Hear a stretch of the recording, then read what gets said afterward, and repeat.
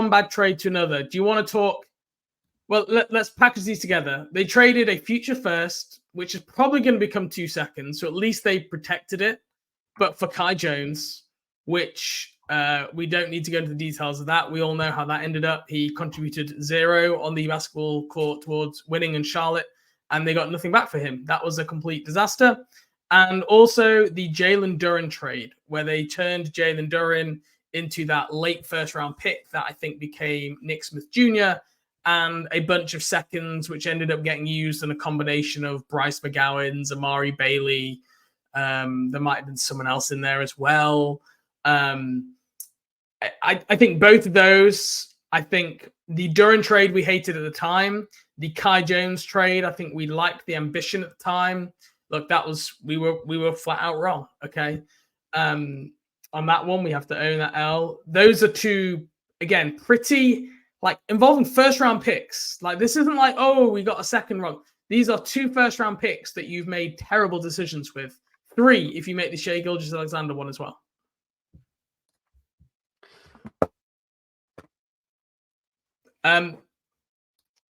Moving on to what I would class as like a group of trades which are like fine, like the salary dump of Dwight Howard and Biyombo, the Brad Wanamaker, Montrezl Harrell, kind of like late season push. They took on Plumlee for basically nothing and got a better second round pick from it from Detroit. That wasn't too bad. The McDaniels for the early second that ended up, I think, becoming essentially James Nagy in the end, although they did give up a pick there as well. I've also got the Kemba Walker Terry Rozier trade in here, which I think you're probably going to have down as a good trade. And here's my reason why I have it as an average one. Because they could have traded Kemba in the summer of 2018 or the trade deadline in 2018, and they didn't, and they took it all the way through to the essentially free agency where yes, they did the sign and trade with Terry Rozier, but we felt like if you knew you weren't going to pay him, which they must have known, and he did make All NBA, which meant he could have earned even more money, but it was pretty widely reported. They didn't even offer him the normal max, never matter about the super max that he was eligible for. They should have cashed in on his trade value. You could have got multiple first-round picks for Kemba Walker a year or 2 earlier when Kupchak took over, and he didn't do that. And that delay and that dither on that decision, yes, it kind of worked out in the end. You'd rather have Rozier on the contract that he got instead of Kemba Walker. But in the grand value of like of how you work the trade market, I just don't give you credit for that being a good trade because I don't think you maximize the asset. I actually agree with that. And I do think that like from an on-court and even especially an off-court perspective, that trade ultimately, like you could say it worked out maybe, or it benefited you in some way. But I do agree that that's not, a prudent way to manage your best asset on your team, even though you think it's a depreciating asset in Kemba Walker.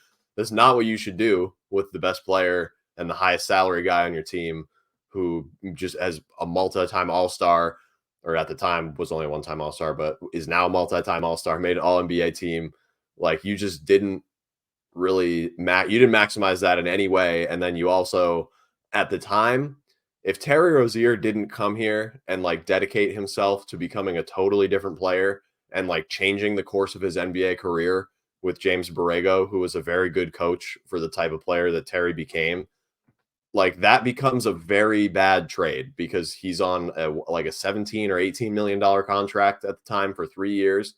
And you would be replacing your best player with someone who is like at the time a backup point guard or fringe starter. It was an unknown. It was not a guarantee that Rozier. It was a huge risk. Let's not pretend that Kupchak knew Rozier was going to be what he was. They signed him to be a point guard, and he played shooting guard for basically his whole Hornets career. So that is code for they did not know what they were getting in Terry Rozier, but it did work out. Maybe more by luck than by skill. Right, and he established himself as like one of the better Hornets players in recent memory. Like, is one of the leading 3-point shooters in franchise history, is like top 10 in a whole bunch of different categories, like points, blocks, assists, threes made, all that kind of stuff. So was a, what you could say, I guess, was a leader and a locker room figure that everybody was drawn to while he was here. So it definitely wasn't like a bad trade in any way. But I do agree with you that it's probably not good just because of the way that like the lead up was handled. But yeah, fine, decent. You'll definitely take it. There are plenty of trades that end up being worse, and there are plenty of ways that this trade itself could have been a lot worse, but it ended up for the better. Moving on to some of Kupchak's best moves. Traded Devontae Graham away for the 15th overall pick, which is, to this day, probably one of the greatest trades. Like, in terms of like pure value, this is a guy who now cannot get off the bench for a Spurs team who needs point guards, and they traded him for a mid-first.